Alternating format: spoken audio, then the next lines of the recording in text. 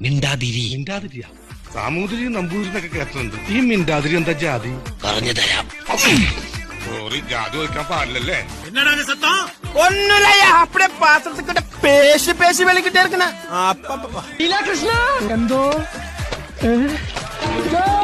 ഞാൻ രാവിലെ പോലെ നിന്നെ അന്വേഷിച്ച് നടക്കടാ. ഒന്ന് നിക്കട ലീലാകൃഷ്ണ. രമേശനടാ